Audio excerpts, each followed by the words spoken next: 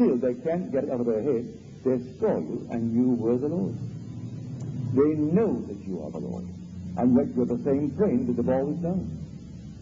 But they saw you as you really are after you've been born from above.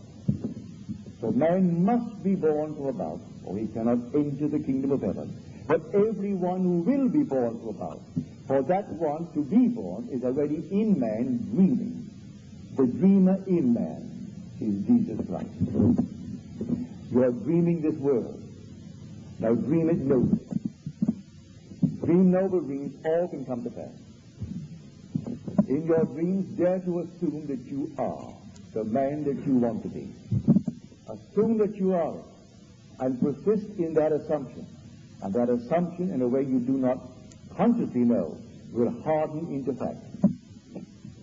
All assumptions, if persisted in, become what the world calls reality. But do not give up. The most fantastic dream can become true if you assume it and walk in the assumption as though it were true.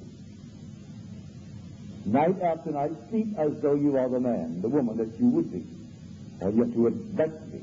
And then, the more, as God bring it to pass, doesn't matter.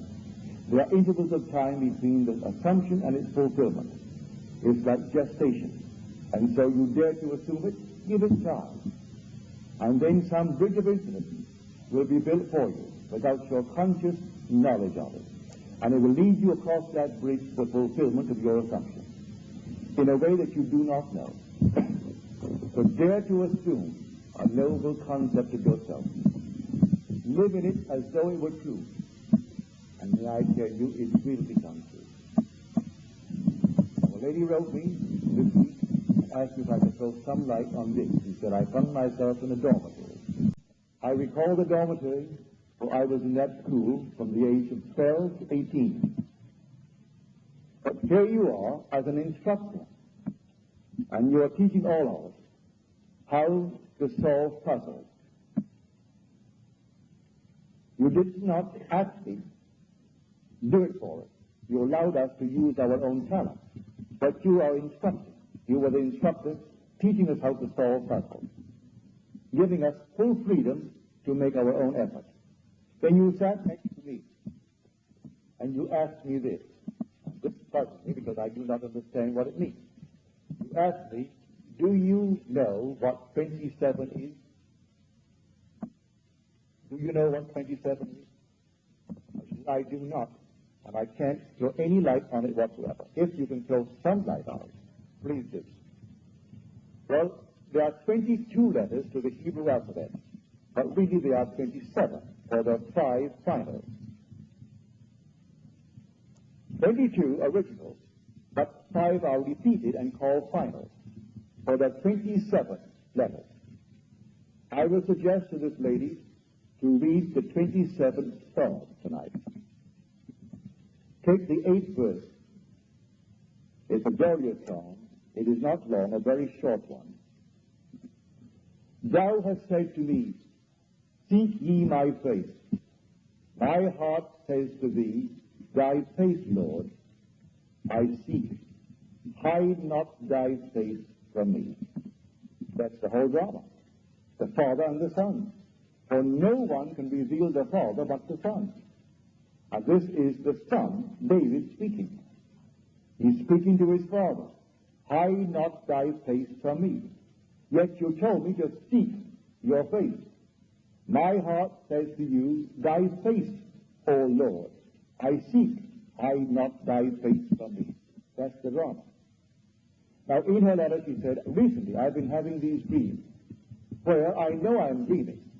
And I'm trying so hard to see, I'm seeing, but I know I can open my eyes and see differently. And I'm struggling to open the eye, and they won't open. You're actually on the verge of it, my dear. You must open the incurrent eye, because you're going to see inwards into the world of thought, into eternity. That which is ever expanding in the bosom of God. What is it? The human imagination. As someone wrote,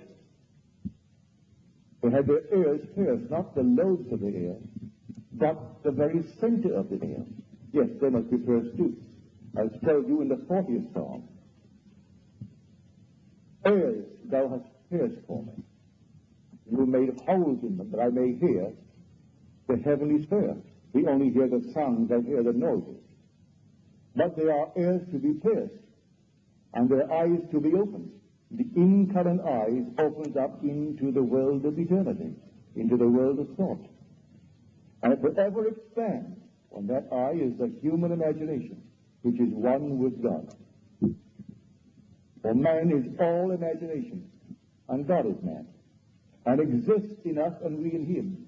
The eternal body of man is the imagination, and that is God himself. So be careful what you imagine. I don't care how trivial it is, it's going to come to pass. The whole vast world is nothing more than the confused imaginations of men and women. If it seems confused, well, because man is not in control of his imaginal acts. He thinks he can imagine anything with impunity, but he cannot. It all comes into the world to confront it and to show him what his harvest is. He planted it somewhere along the way, and now here comes his harvest, and he doesn't recognize his own harvest. But this being my last night, I have no plans for the future. I'm going to give you a full opportunity to ask questions. First of all, let us go into the silence.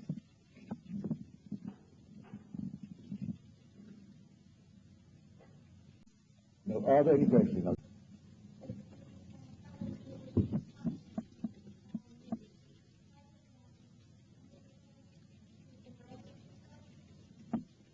The question is, you'll find it at the end of the Gospel of John, when he asked Peter if he loved him. Peter, lovest thou me? And he said, yes, Lord, thou knowest that I do. And he repeats this question 3 times, and it annoys Peter at the end. That's the story. I could say in words that I love you. I want it carried to the depth of your own being, and so I repeat it. I repeat myself in